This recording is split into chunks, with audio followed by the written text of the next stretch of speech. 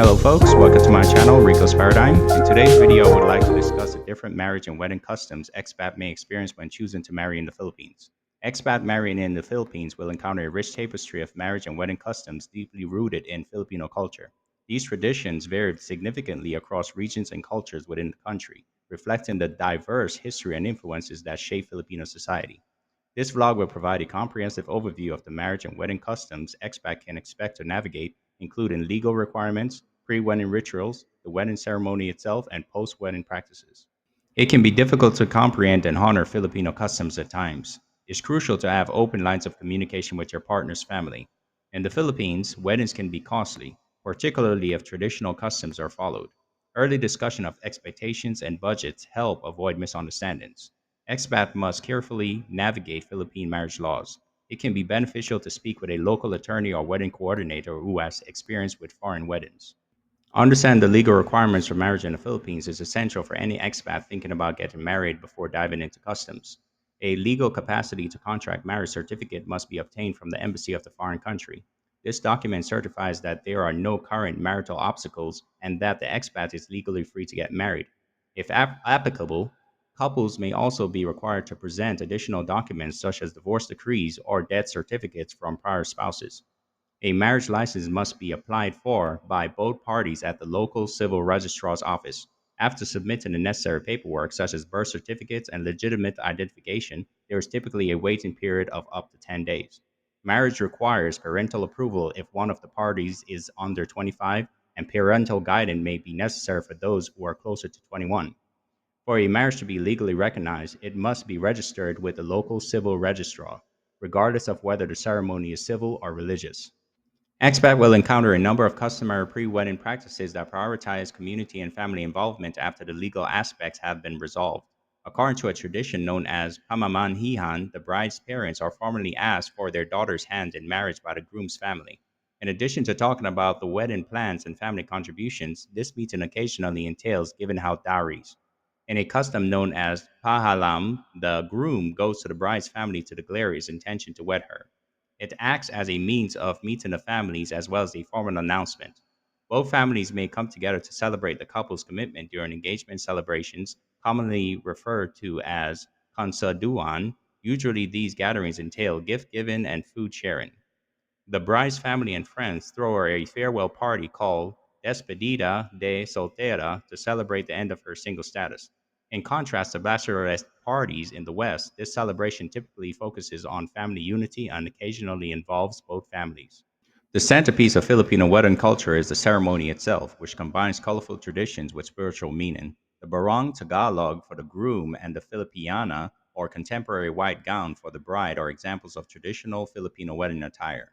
Filipino weddings are frequently held in churches and are marked by a religious service, usually Catholic. The barong is an embroidered, untucked shirt made from lightweight fabrics like piña or juzi. Among the important customs are unity candles, in which the couple lights a single candle to represent their union. The godparents or sponsors drape a lace veil over the couple and tie a figure eight shaped cord around their shoulders to symbolize their unbreakable bond during the veil and cord ceremony. As a sign of his promise to support her and their future family, the groom gives the bride 13 coins during the Arrhae ceremony. The couples usually select a number of ninongs and ninangs, godparents, to serve as the ceremony sponsors. These individuals play important roles during the ceremony and provide the newlyweds with guidance. Many traditions continue to highlight family and community ties after the wedding. Filipino wedding receptions are extravagant events that frequently include a variety of traditional dishes like rice cake, pancit noodles, and lechon roasted pig. Offerings may also be made to departed family members, and it is customary for newlyweds to share portions of the meal with the family. The money dance is a fun custom that helps the couple get their married life off to a good start by allowing guests to pin money onto their clothes as they dance. Following the ceremony, guests frequently give the couple a rice shower as a sign of blessings and plenty for a successful life together. This kind of rice use dates back to the ancient traditions that associated it with fertility and nourishment. To ensure polite interactions with Filipino families and communities, expat must be aware of cultural etiquette. Filipino culture places a high value on family. It is essential to show consideration for the couple's families. This could entail including the family in several ceremony elements and restating their significance during the wedding. Participation in the neighborhood is valued. Many traditions centered on bayanihan or community contributions made during the wedding planning process. It is expected of guests to dress modestly and suitably for the event. For example, since white is customarily reserved for the bride, it could be considered impolite for someone other than the bride to wear all white. At Filipino weddings, gifts are frequently given. Although giving money is customary, it's also considerate to give gifts that represent the couple's preferences or requirements.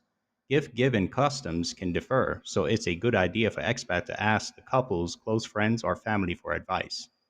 Cultural conflicts between Filipino and Western traditions may arise for expats. A more meaningful wedding experience, however, may result from acknowledging and accepting these distinctions.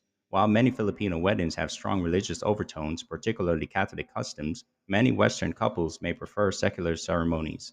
In addition to considering incorporating their personal beliefs into the ceremony, expats should be receptive to learning about these customs. In the Philippines, pamamanhikan is a way to negotiate the terms of the union rather than just a financial transaction, even though dowries are customary in some cultures despite their frequent misinterpretation. Comprehending these subtleties can aid expats in realizing their importance. Filipinos place a strong emphasis on family decision making collectively, while Western couples may be used to a more individualistic approach. Expats should be ready for greater family involvement, which may call for flexibility and compromise. Western and traditional elements are increasingly incorporated into modern Filipino weddings. While respecting Filipino traditions, this trend enables expats to integrate elements of their own culture. Alongside the rich customs of the Philippines, expats may look for ways to showcase their own heritage. In conclusion, expat getting married in the Philippines is a special chance to experience a rich cultural environment. In addition to improving the experience, knowing the legal requirements, participating in meaningful wedding ceremonies, adhering to post wedding customs, and understanding pre wedding customs will strengthen community and family ties. Expats can design weddings that harmoniously combine their cultural backgrounds with those of their Filipino partners, creating celebrations that are resonant with love, unity, and respect, provided they give it careful thought and respect for customs. All right, folks, that is all for today's show. Thank you all for watching. Until next time, have a good day.